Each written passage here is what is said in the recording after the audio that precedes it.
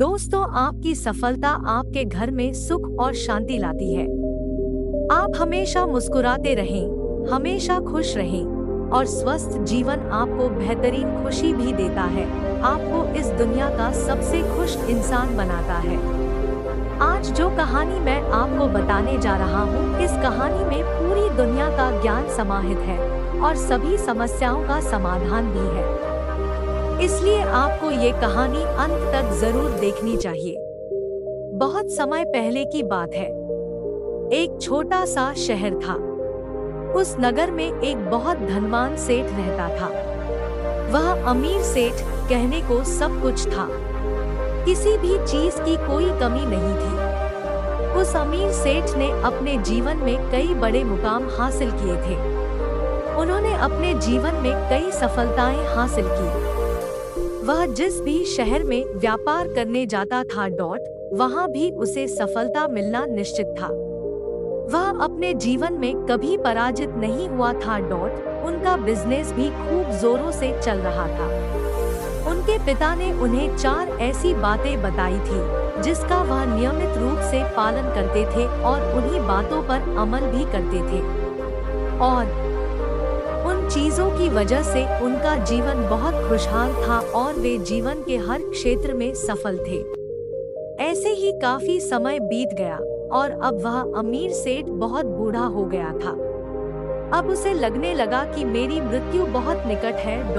मैं कभी भी मर सकता हूँ। और वह जानता था कि उसका बेटा बहुत भोला था, बहुत मासूम है। वह उसे अभी तक सांसारिक समझ नहीं है। इसलिए उसने अपने बेटे को अपने पास बुलाया और अपने बेटे से कहा, बेटा, मैंने अपने पिता से 4 बातें सीखी थी और उन पर अमल किया। मेरे जीवन में वो चीजें, उनके अनुसरण के कारण ही आज मैं अपने जीवन में इतना सफल हूँ। अपना जीवन खुशी से बिता रहा हूँ। उन्हीं चीजों की वजह से आज मैं इतना खुश, संतुष्ट और इतना अमीर हूँ। ना तो मैं कभी बीमार पड़ा और ना ही मुझे कभी पैसों की कमी हुई। और आप देख सकते हैं कि मैं इस शहर का सबसे अमीर आदमी हूँ। लेकिन आज मेरे पास जो कुछ भी है मैं उससे संतुष्ट हूँ, मैं खुश हूँ। लेकिन मैं चाहता हूँ कि तुम मुझसे भी आगे जाओ, ज्यादा नाम कमाओ, ज्यादा पैसा कमाओ। लोगों को अपने बारे में बताएं, पहचानो तुम्हें, क्योंकि हमारा वक्त कुछ और था और तुम्हारा आने वाला वक्त कुछ और है। वह अमीर सेठ ने अपने बेटे को अपने पास बुलाया और उससे कहा, बेटा, आज मैं आपको दुनिया की 4 महत्वपूर्ण बातें बताने जा रहा हूँ जो मुझे मेरे पिता ने बताई थी और इस वजह से आज मैं बहुत सफल हूँ। यदि आप इन सभी बातों को अपने जीवन में अपनाते हैं, नियमित रूप से उनका पालन करते हैं, इनका पालन करें, तो आप भी अपने जीवन में बहुत अमीर बन जाएंगे। आप अपना जीवन बहुत सुखपूर्वक व्यतीत करेंगे। इन बातों का पालन करने से आपके परिवार में ना तो कोई दुख आएगा और ना ही कोई दुख होगा। आपके व्यवसाय में कोई भी समस्या, इतना कहकर अमीर सेठ अपने बेटे को 4 बातें बताने लगता है। उनका कहना है कि बेटा, सबसे पहली चीज है, लेकिन छाया में जाओ और छाया में आओ। दूसरी बात, चारों ओर चमड़े की बाड़ रखें, आपका घर। तीसरी बात, हमेशा मीठा खाना। और चौथी बात, अपनी पत्नी को हमेशा बांध कर रखना। इतना कहकर अमीर सेठ अब निश्चिंत हो गया। जानता था कि उसका बेटा बहुत मासूम है। वह अपने पिता की बात जरूर मानेंगे और इन 4 चीजों को अपने जीवन में लाएंगे और उनका पालन भी करें। कुछ महीने बीत गए और फिर एक दिन अमीर सेठ की मृत्यु हो गई। अपने पिता की मृत्यु के बाद वह अमीर सेठ का बेटा था उन 4 बातों को एक कागज के टुकड़े पर लिख लिया ताकि वह उन्हें भूले नहीं, और वह उन बातों को अपने जीवन में उतारना शुरू कर दिया। उन्होंने उन 4 चीजों का पालन करना शुरू कर दिया जो उसके पिता ने उसे बताया था। छाया में जा रहे हैं और छाया में आकर उसने अपने घर से अपनी दुकान तक पूरे रास्ते में एक तंबू लगवा लिया। क्योंकि उसके पास बहुत पैसा था और उसे रोकने वाला कोई नहीं था। जब भी कोई उनसे पूछता कि आपने ऐसा क्यों किया तो वे जवाब में बस यही कहते, मेरे पिता ने मुझसे भी ऐसा ही करने को कहा। इसके बाद उन्होंने अपने पिता की अगली बात कही। उन्होंने अपने घर के चारों ओर चमड़े की बाड़ लगवाई। वह अपने घर के दोनों ओर चमड़े की दीवार खड़ी करवा दी। यह देख आसपास के लोग काफी नाराज हो गए। वे उससे झगड़ने के बाद भी उतर गए। कई लोगों ने तो ये भी कहा कि आपने ऐसा क्यों किया, इसे करें। तुमने चमड़े की बाड़ क्यों लगवाई? चमड़े से बहुत दुर्गंध आती है और इससे हमें कष्ट होता है। इसे आज ही बाहर निकालो। लेकिन कोई भी उसका कुछ नहीं बिगाड़ सका क्योंकि उसके पास बहुत सारा पैसा था। इसीलिए कोई भी अधिक समय तक उसका यह निश्चय कर लिया था, अपने पिता की सभी बातें पूरे मन से मानेंगे। तीसरी बात जो उनके पिता ने उनसे कही वह थी भोजन को मीठा करना। जिसके कारण वह हर रोज अपनी पत्नी के लिए खाने के लिए कुछ न कुछ मीठा जरूर बनाता था। कभी सेवई, कभी खीर, कभी हलवा तो कभी मिठाई। ये सब हमेशा खाता रहता था। और उसके पिता ने उसे चौथी बात बताई। अपनी पत्नी को हमेशा बांध कर रखता था, जिसके कारण वह अपनी पत्नी को हर रोज रस्सी से बांध कर रखता था। ऐसे ही कई दिन बीत गए और देखते ही देखते सेठ के बेटे का जीवन धीरे धीरे बर्बाद होने लगा, क्योंकि उसने अपने पिता की सभी बातों का गलत मतलब निकाला था और वह तदनुसार उनका अनुसरण कर रहा था। कुछ ही समय में उनका बड़ा कारोबार ठप होने लगा। उनके यहाँ ग्राहकों की संख्या कम होती जा रही थी। क्योंकि जब उसका मन होता था तो वह दुकान पर चला जाता था और जब उसका मन होता था तो वह दुकान से घर लौट आता था। उन्हें अपने पिता के बिजनेस में कोई दिलचस्पी नहीं थी। इस वजह से उनके सभी ग्राहक अब उस पर गुस्सा होने लगा था। उसके सभी ग्राहक अब एक एक करके दुकान से बाहर जा रहे थे। इस कारण उसका अब पूरा कारोबार ठप हो गया था। कुछ ही महीनों में उसने बिजनेस पूरी तरह चौपट कर दिया, जिसमें उनके पिता ने अपना खून पसीना एक कर दिया था। अब उनका कारोबार बहुत कम हो गया था, जिससे वह काफी परेशान रहते थे। वह बहुत चिंतित रहता था और इसके अलावा उसने अपने घर के चारों ओर चमड़े की दीवार बनवाई थी, जिसके कारण काफी दुर्गंध फैल गई थी चारों ओर। इसलिए उनके आसपास रहने वाले सभी लोग वह घर छोड़कर कहीं और बस गए। चमड़े की गंध के कारण अब कोई भी उसके घर नहीं आता था। यहाँ तक कि उसके दोस्त और रिश्तेदार भी उस घर में आने से कतराते थे। लेकिन अब भी उसे समझ नहीं आ रहा था कि ये सब क्यों हो रहा है। वह बहुत परेशान था और वह हमेशा मीठा खाना खाते थे, जिसकी वजह से उनका वजन काफी बढ़ गया था और इसकी वजह मोटापा था। उनके शरीर में कई बीमारियों ने अपना घर बना लिया था। वे प्रतिदिन उसके घर आने लगे। इन कारणों से अब उसका पैसा भी इन चीजों में बर्बाद होने लगा था। उसने अपने पिता की चौथी बात मानी।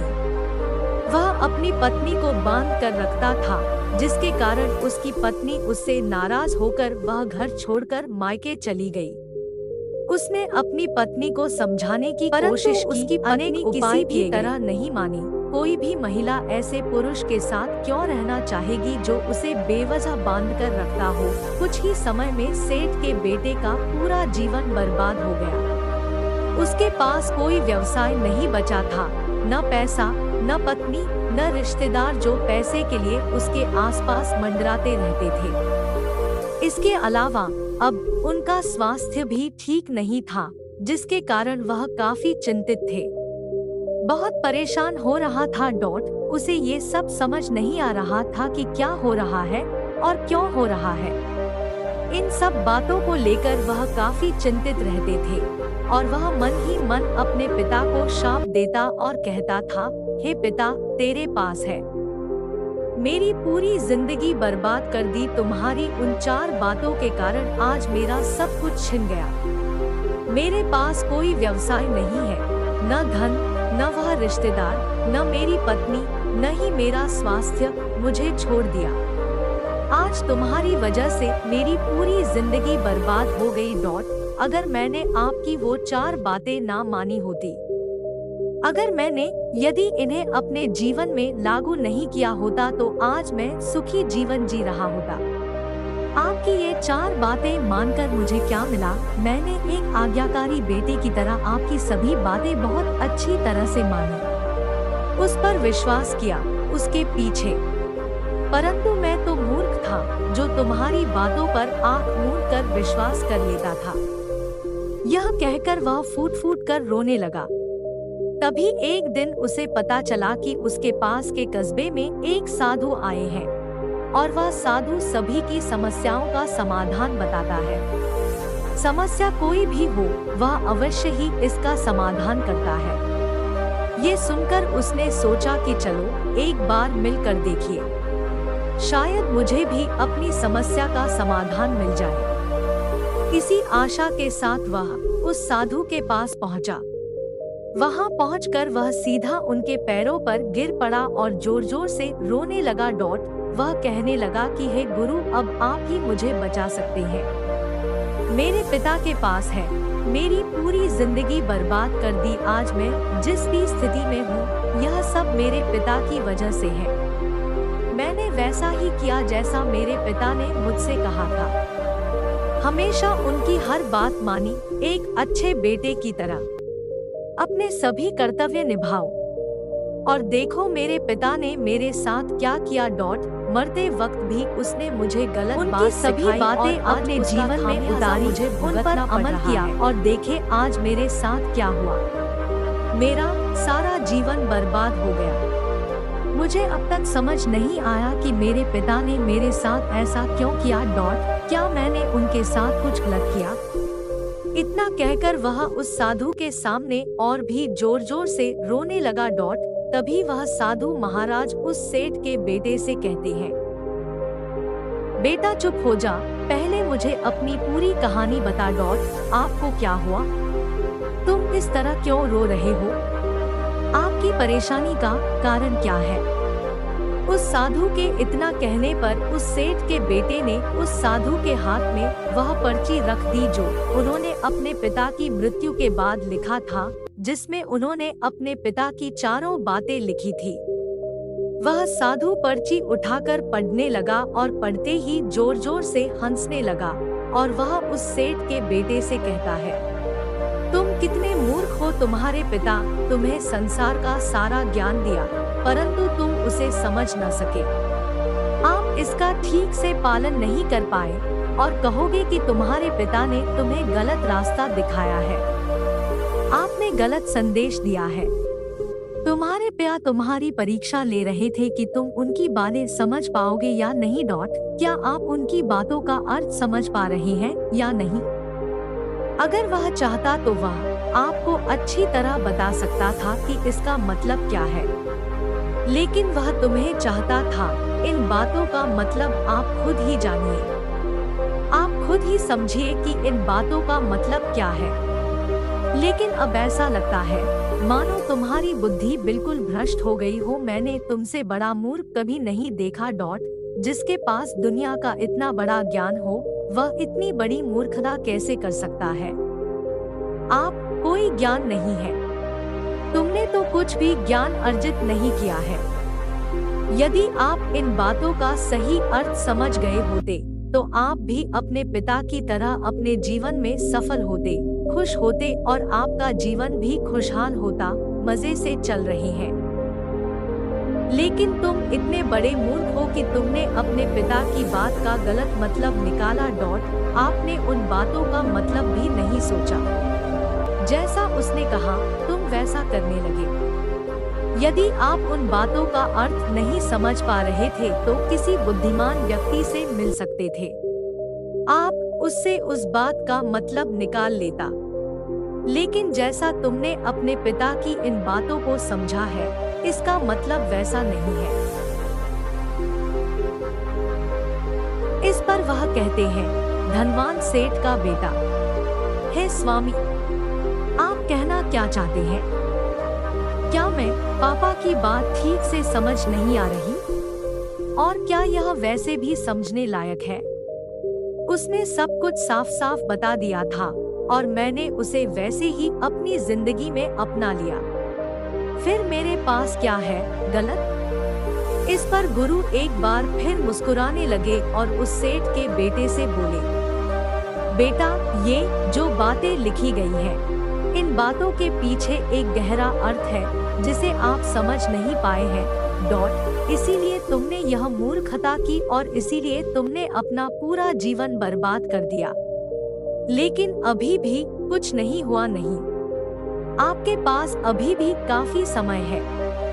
आप चाहे तो अभी से कड़ी मेहनत करने के बाद भी आपके जीवन में एक बार फिर से सुख और समृद्धि प्राप्त हो सकती है।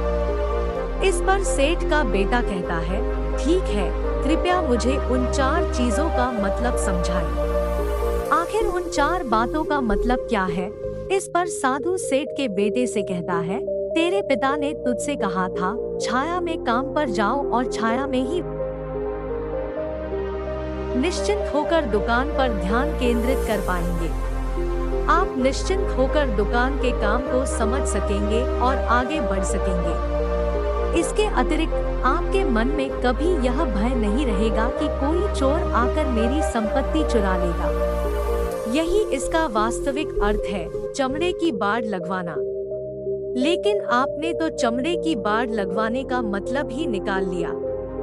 आपने अपने घर की दोनों दीवारों को पूरी तरह से चमड़े से भर दिया है, जिसके कारण दुर्गंध आ रही है, चारों ओर गंध फैल गई। आपके आसपास के पड़ोसी भी अपना घर छोड़कर कहीं और चले गए। यहाँ तक कि आपके दोस्त भी उस दुर्गंध के कारण आपके रिश्तेदार आपके घर आने से कतराने लगे। और अब हालत यह हो गई है कि न तो कोई आपके घर आता है और न ही जाता है। और इसी कारण लोग तुम्हें नापसंद करने लगे और यही तुम्हारे विनाश का कारण भी है। आगे सेठ का बेटा कहता है, हे गुरु, ये सब तो ठीक है, लेकिन क्या इस भोजन को मीठा कर रही हैं? क्या मैंने इसका गलत मतलब निकाल लिया है? मैं अपने पिता के कहे अनुसार प्रतिदिन मिठाइयाँ खाई और आज देखो जिसके कारण मेरा शरीर कितना भारी हो गया है। कई तरह की बीमारियों ने मुझे घेर लिया है। क्या मैं भी इसे गलत समझ रहा था? इस पर साधु उस सेठ के बेटे से कहता है, हाँ, तुमने इस बात का भी गलत मतलब निकाला है। मीठा खाने का मतलब ये है कि जब भी आपको तेजी से भूख लगे तभी खाना है। पहले और बाद में नहीं। वरना अगर आपको भूख नहीं है और आपको खाना मिल जाए, आप उस भोजन की कभी सराहना नहीं करेंगे। वह रोटी तुम्हें कभी मीठी नहीं लगेगी। आप कितने भी अद्भुत क्यों न हो, आप कभी नहीं होंगे इसकी सराहना करने में सक्षम हो। आप कभी भी इसका सम्मान नहीं कर पाएंगे। लेकिन जब कोई व्यक्ति बहुत ज्यादा भूखा हो तब भी यदि तू उसके सामने सूखी रोटी रख दे तो वह उसके लिए काफी होगी, किसी पंचमेल से कम नहीं। वह प्रेम से खाता है, आदर करता है और वह रोटी मीठी लगती है। इसीलिए तो तुम्हारे पिता ने कहा था, खाना मीठा करके खाओ, जिससे तुम्हारा स्वास्थ्य भी अच्छा रहेगा। अच्छा बनो। क्योंकि जब किसी व्यक्ति को भूख लगती है और वह उस समय भोजन करता है, उसके लिए अमृत के समान है। और वहीं जब किसी व्यक्ति को भूख नहीं होती है और वह ऐसे समय पर भोजन करता है, उसके लिए यह जहर के समान है। वह उसे बहुत नुकसान पहुंचा सकता था, लेकिन आपने भी इसे गलत तरीके से लिया। आप रोज मीठा खाने लगे, जिससे आपका वजन बढ़ने लगा और इसकी वजह से बहुत ज्यादा बीमारियों ने आपके शरीर में अपना घर बना लिया और यह आपको मौत के करीब ले जा रही थी।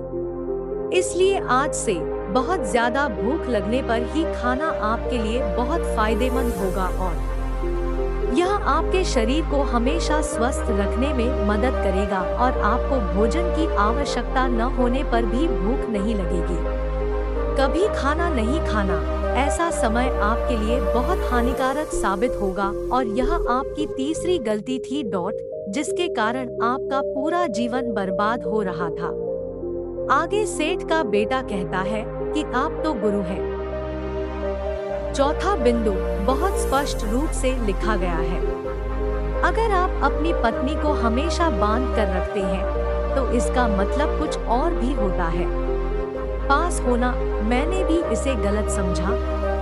इस पर साधु कहते हैं, हाँ बेटा, पत्नी को बांध कर रखना ये नहीं है कि आप उसे रोज रस्सी से बांध कर रखें, बल्कि इसका मतलब यह है कि जब भी आपसी मतभेद होता है, आप दोनों के बीच किसी बात पर अनबन हो तो पत्नी पर हाथ न छोड़ें। जब तक एक औरत है, पति उसके साथ रिश्ते में है, वह अपने रिश्ते में बंधी है और बनाती है, अपने रिश्ते को पूर्णता से बनाए रखने के लिए हर संभव प्रयास करती है। और ऐसे समय में अगर आपके बीच कुछ अनबन चल रही है तो कुछ गलतियां होती हैं, और ऐसे समय में आप उस महिला का हाथ नहीं छोड़ते हैं तो वह आपको कभी नहीं छोड़ेगी। लेकिन इसका मतलब ये भी नहीं कि आप अपनी पत्नी को बल्कि अपने पिता को प्रताड़ित करें। यहाँ कहना चाहिए था कि जो भी आपके साथ रिश्ते में जुड़ा है उसे अपने रिश्ते में ऐसे बांधो कि वह तुम्हारा हो जाए। लड़ाई झगड़े और तू मैं के बाद भी वह आपका कुछ नहीं बिगाड़ सकता। वह आपके साथ कुछ गलत नहीं कर सकता और आपका फायदा नहीं उठा सकता। अपने रिश्तों को हमेशा बांधे रखे इन्हें खुला न छोड़े, नहीं तो ये आपके हाथ से फिसल जाएंगे।